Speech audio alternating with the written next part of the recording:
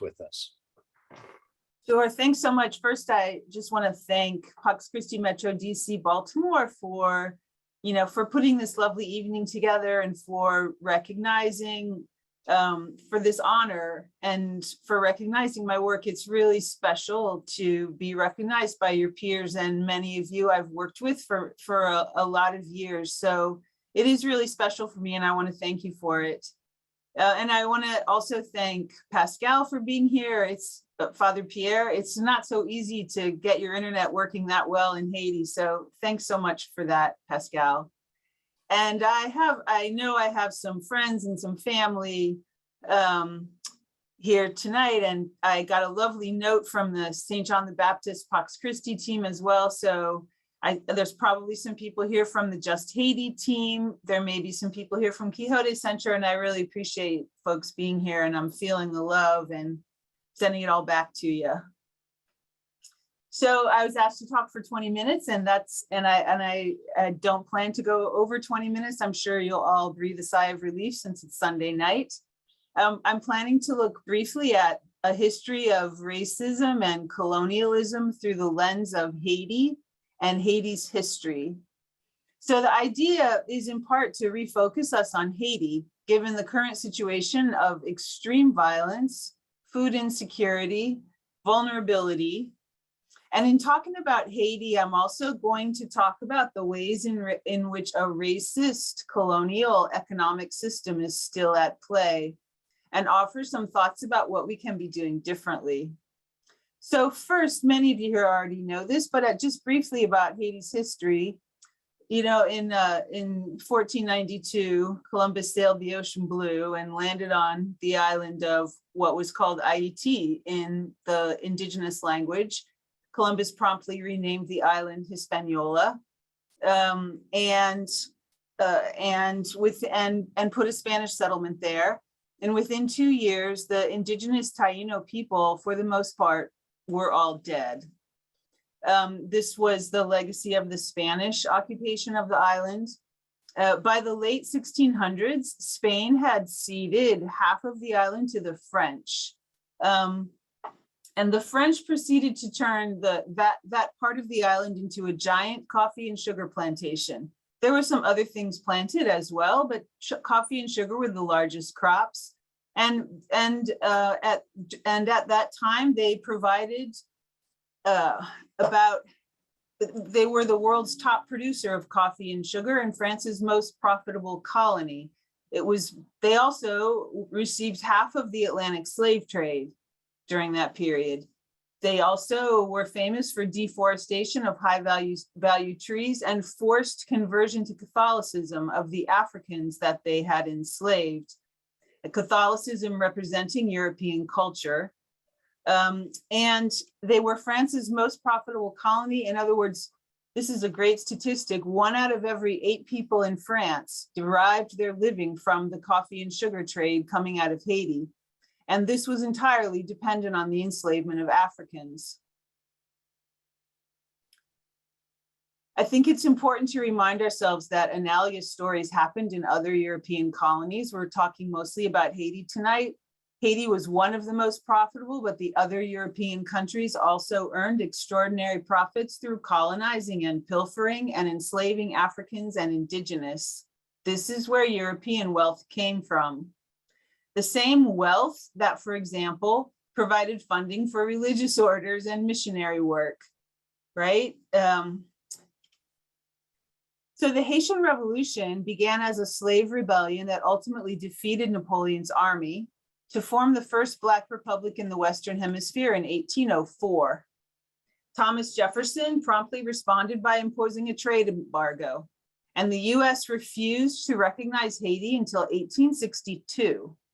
France cut off all trade until the Haitian government agreed to pay them reparations for lost human and territorial property. So Haiti went from the most profitable place, right, to a situation of destitution from which it has not recovered. There's a lot more to the story, such as US occupation, US support for dictators, US interference in democratic elections, US treatment of migrants fleeing an untenable situation. All of these things continue to oppress the people of Haiti. And by the way, not unlike our history in other Latin American countries, many of whom also have not recovered from what was done to them during the colonial period. So I want to just be really clear. European colonialism was based in an ideology of white supremacy and an economic system that enriched some people at the expense of vast forced labor. Because if they had to pay people, they would not have gotten nearly so rich. One can draw parallels to today, because paying substandard wages or paying low prices for natural resources from vulnerable countries still makes some people very rich and others very poor. So now let's jump ahead to today, a situation where Haitians frequently refer to their own country as the Republic of NGOs. I call it the poverty industrial complex. Economically vulnerable countries such as Haiti are also home to many of the natural resources required to sustain the lifestyles of wealthier countries. Coffee, of course, is one of them. And hopefully by the end of this conversation, you'll see why I got into the coffee business. Obviously, there are many other commodities that one could focus on. So what I'm about to say is a bit of an oversimplification, unfiltered oversimplification, to make a point. The economic system that we are all functioning in is focused on maximizing shareholder wealth. Companies buy natural resources or the labor it takes to produce their product at the lowest possible amount they can and sell the finished product for the highest possible amount they can, keeping the profits from those sales for themselves and their shareholders, which are often, frankly, one and the same.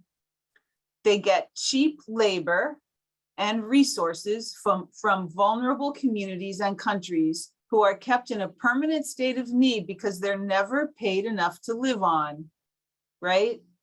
Consumers, meaning me and you and all of us, we're complicit in this system because we're conditioned to pay the lowest amount we possibly can for the goods that we consume. In other words, consumers in the US are actually not accustomed to paying the full value of the things that we consume because it's based on exploited labor. So we do this often without doing the work to understand the impact on labor, as well as on the producers of resources such as coffee. This whole system takes an environmental toll as well because resources get extracted in the cheapest manner possible, often without regard to its impact on the planet. Obviously, there are exceptions to this, both on the industry and on the consumption side. But by and large, this is what we are dealing with in terms of how wealth is generated. Wealth is generated from profits. And the producers and the workers, by and large, don't get them. So the NGOs come in to mop up the mess in poor countries and communities, trying to bridge the gap between what people are getting paid for goods and services and what they actually need to live on. NGOs raise money from these exact same people. In other words, many of the same people who are profiting off of poverty. And by the way, there's a lot of money to be made off of poverty, which is why we still have it. So just as an example, let's take the coffee industry. Most of us probably drink it. I certainly do. Coffee is a top export from economically vulnerable countries, so it is worth looking at, aside from the fact that the US consumes an awful lot of it. It impacts 25 million small-scale growers, or about 100 million people total if you count the entire family. Although most coffee is grown on large plantations owned by wealthy landholders. The current international price for coffee is between $2 and $3 a pound, which is actually quite high by historical standards. In most cases, that money goes to a plantation owner who pays very low wages, or sometimes none, to hired labor for what is actually very difficult work. We know that there is slave labor in the coffee supply chain, in particular in Brazil, and Brazil is the top global exporter of coffee. In some cases, when small farmers have formed cooperatives, they get a larger portion of that money, but a chunk of it still goes to the co-op to pay for its own expenses and salaries, and they're not getting the profits, right? And so think about it, how much do you pay for a pound of coffee? Studies have shown that the bulk of the income from coffee sales in the US and in the US goes to large scale roasters. That's where the profit is going. So people making these profits give from their excess, tend to give from their excess to NGOs or nonprofit organizations who then use a whole lot of that money to pay their own salaries, frankly, and to create the infrastructure needed to deliver aid, which means paying for offices, trucks, warehouses, computers, those types of things, in addition to their salaries, which can be very substantial. It's very hard, I have found, to find information about how much actual cash gets into the hands of people in need, because organizations include their own salaries and infrastructure into their reported program costs. So I say to myself, what would happen if we just took all that money and gave it to people in need? What would happen? And the answer is people know perfectly well what to do with it, right? And instead, and this might sound a little, but instead we've developed a jobs creation program for people such as myself. It's an industry that depends on poverty to survive, and a whole lot of jobs are at stake, many of them connected to churches. And obviously there are good ones out there. I do think though that, my point is to get us to think this through.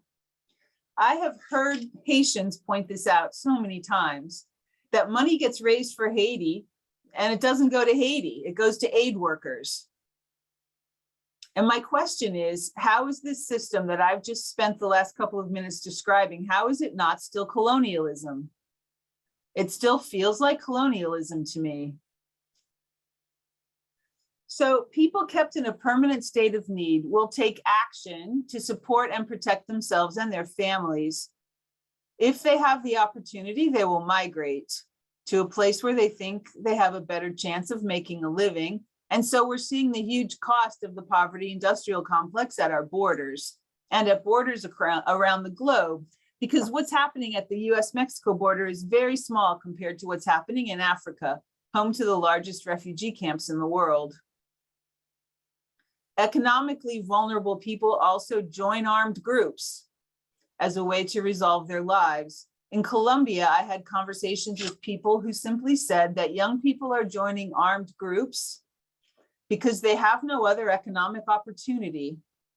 And studies have been done that confirm that this dynamic exists elsewhere, that young people in particular will join armed groups if they think they do not have other decent options for making a living. This is true in the US as well as it is in Haiti, Colombia, Palestine, and Guatemala. And I'm naming those countries because those are the ones I have the most experience in. Many of our interventions into this dynamic, and I mean interventions by aid agencies, interventions through advocacy, various interventions that take place into this dynamic in order to alleviate the damage done, right? Mopping up the mess without addressing the root cause of the damage. We have the best of intentions, right? When we work to change US immigration policy, or when we provide support for migrant camps, or we oppose the sale of weapons, or we do gang intervention work. And obviously we have to do those things. And it's not likely that these symptoms of a much larger problem are going away anytime soon. So of course we have to intervene at that level.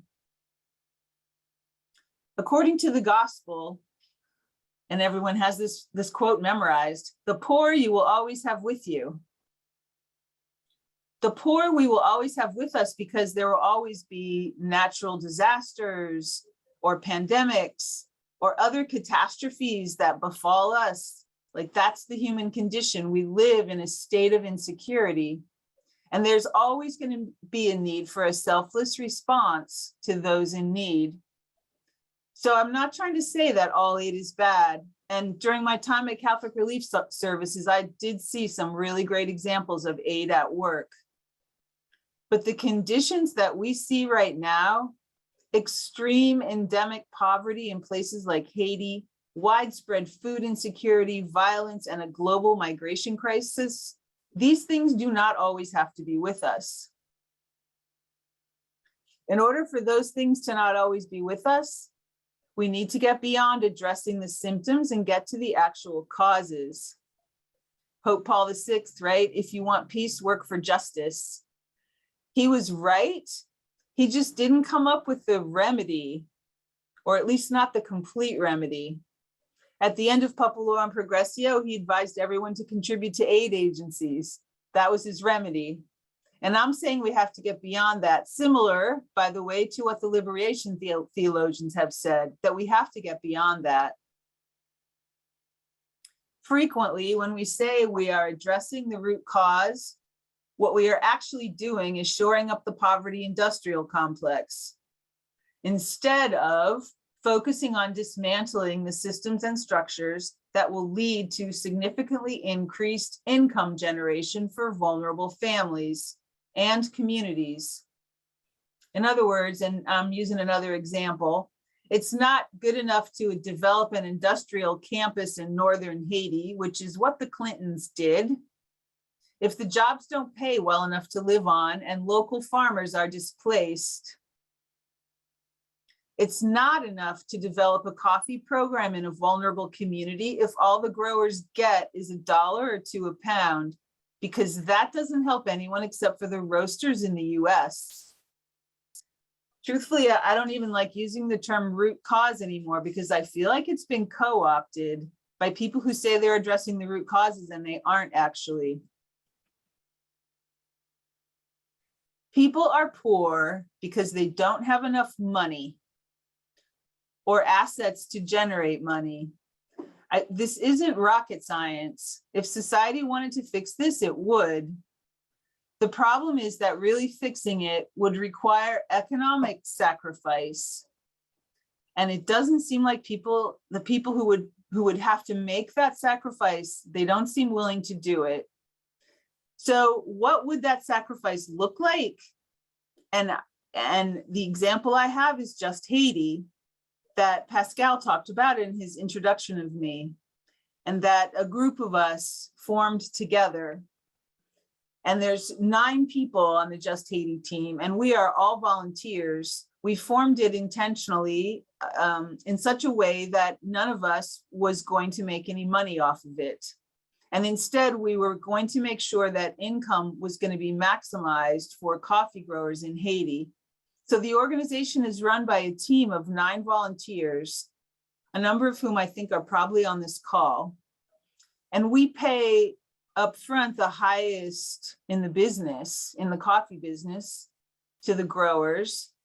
And it goes directly to the growers. The associations that they all belong to take out a tiny amount to cover their own costs. And Just Haiti takes out 5% to cover our costs of doing business.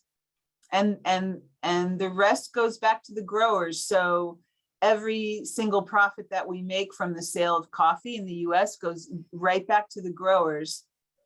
And here's what they say.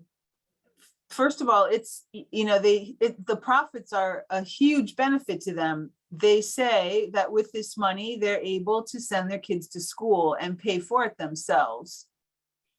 And they say that they're able to do things like cover the cost of medical care or funerals or clothing themselves, right? Without being dependent on aid agencies. And they say they're able to do things like improve their plots of land so that they can plant more crops so that they are less food insecure.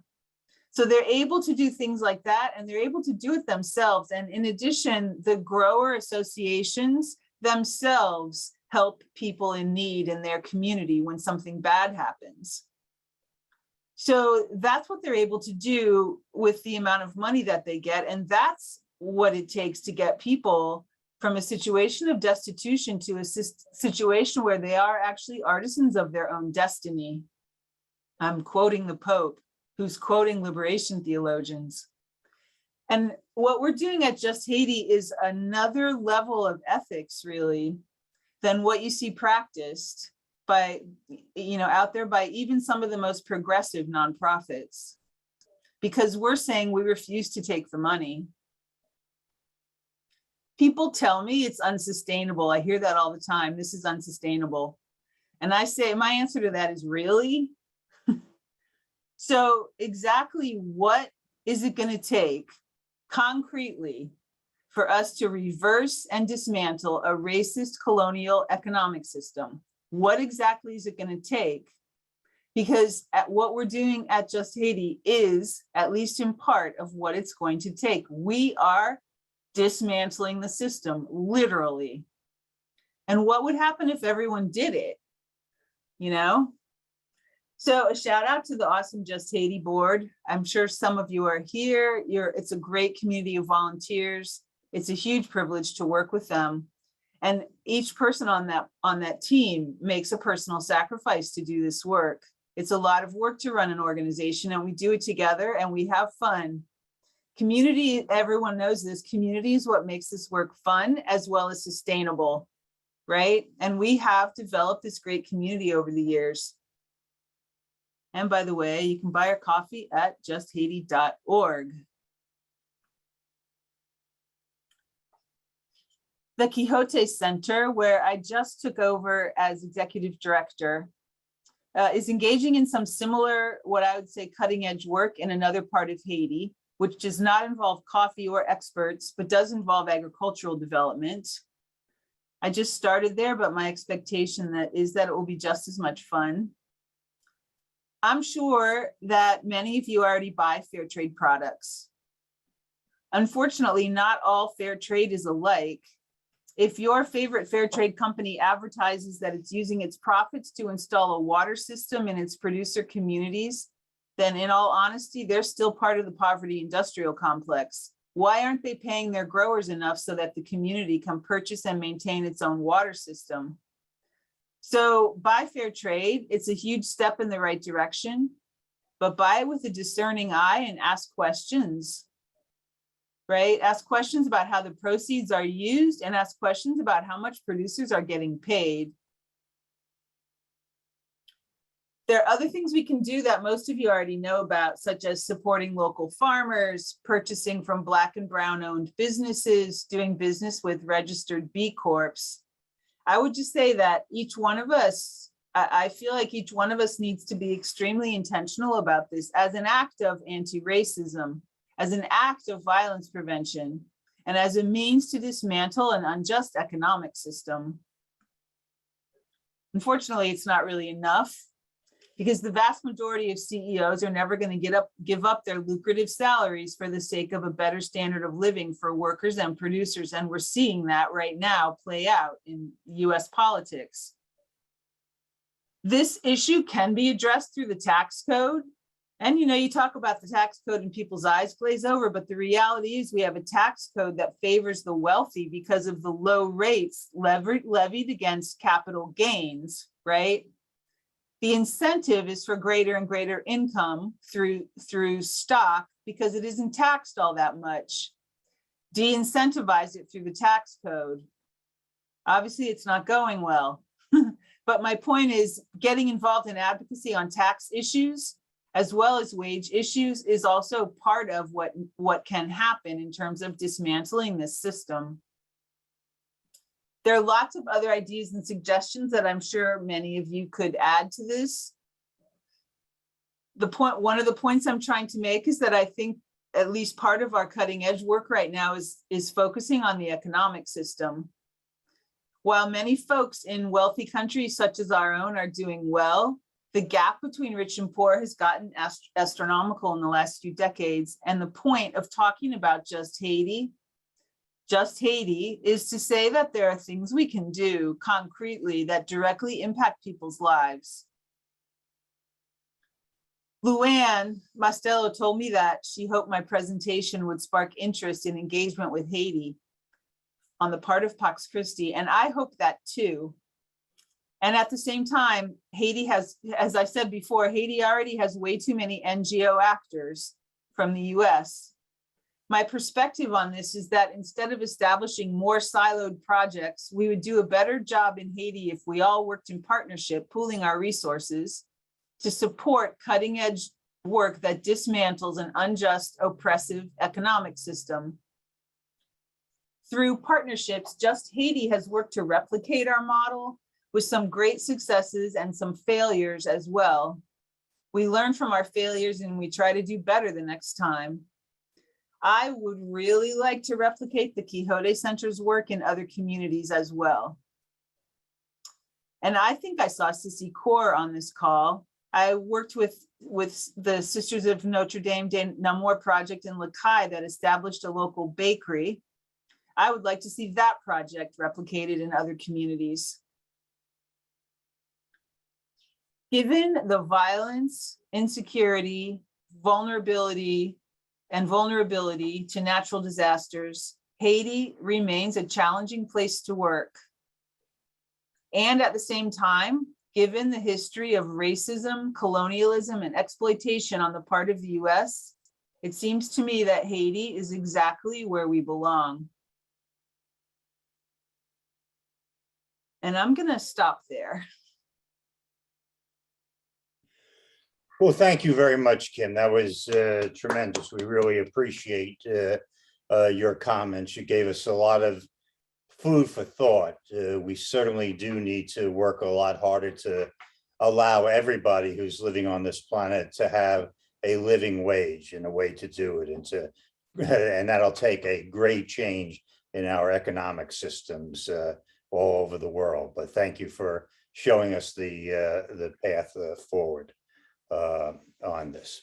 So right now we have a couple of minutes. We probably have about 5 minutes that we could take some questions. And I think Kurt Hansen or Bob Moore are going to be looking at the chat. And if one of you gentlemen could bring up a question for Kim then. Yeah, thanks. Great presentation, Kim. First question is, do you have any thoughts on the connection between the people of Haiti and Palestine? Wow, that's an interesting question. I would just say that there's a couple of connections. One is the fact that that young people in Palestine are also looking for a way to resolve their lives because of a lack of economic opportunity, because of the blockade and the embargo. So there's limited economic activity in Palestine, and that is part of what fuels the violence.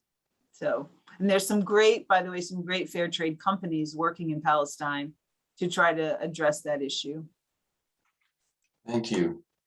Is there a program for direct aid to Haiti? The questioner said that he's heard of some programs in Africa. You mean giving cash? Yeah. Yes, there are some programs of just direct cash assistance, just direct cash. Yes, Just Haiti does some of that actually, but there's an entity called the Haiti Response Coalition that both Just Haiti and the Quixote Center are a part of, that is doing some direct cash right now as a result of the most recent earthquake, and there are some others. So yes, it exists. Okay. A couple comments. One way to dismantle the economic system and military machine that protects its profits is to refuse to pay the federal taxes which fund the whole immoral system. And another comment with a question, President Aristide was overthrown because he wanted to change the economic system in Haiti. Have you gotten to know Aristide on your trips to Haiti? I don't know him personally, but yeah, I was kind of referring to that. I didn't want to go through the entire history of US intervention in Haiti, but part of what we did was intervene in what was, you know, a very hopeful time for Haiti. How can we improve the availability of education opportunities in Haiti? Is this still a promotion of poverty? So I'm not sure I totally understand the question. How can we improve? And in fact, Pascal is way better placed to answer that question. What I can say is, you know, the Catholic school system in Haiti is extremely dependent on the Catholic Church in the US, because the vast majority of sister parishes in the US are funding the Catholic school system. And the problem with that, from my perspective, is that what we need to do is develop a plan for sustainability so that parents can pay the tuition for their own kids rather than being dependent on outside aid to keep the schools open. And that's my point about Just Haiti's growers being able to pay the school fees for their kids themselves, because they have enough money. And in the end, that's the way to keep a school system sustainable, is when people can pay for it. So it's all part of the same issue, I would say. Kim, how would you rate Catholic Relief Services in its Haiti work? So I feel like that's a really, I'm not even comfortable answering that question, only because I feel like it would take, because the program is large and multifaceted, and it would take a really long explanation to go into it. And I'm not comfortable answering that in a short answer. I could answer it in a long answer, but I'm not comfortable in a short answer. Sure, I understand. Are micro lending groups like Kiva operating in Haiti, and are they helpful? So Kiva in Haiti is called Foncose, and Foncose is hugely important. Foncose provides a banking system for people that otherwise would not have access to the banking system. And Just Haiti uses Foncose for distributing funds to producer groups. So yes, they are operative in Haiti. The difficulty with microfinance is that the interest rates charged for micro loans tend to be quite high. And so for people who are extremely, extremely vulnerable, they can't afford to pay the interest. So Just Haiti actually has a loan program, but it's interest free. We don't charge interest because we feel like, you know, it's actually what they meant in the Old Testament by usury, right? The richest people in the world charging interest to the poorest people in the world, and we don't do it. So that's the problem with microfinance for the extreme poor, is that the interest rates can often be too high. That's not to say it doesn't play a role. It plays a hugely important role. This may be related with some Well, form. this could be the last question. These are great questions, but if we could, just this was the last one. Yeah, there's a lot of questions. They're coming fast. Yeah. Which is fun. Yeah. With some form of venture capital investment model, one accepting a lower return work.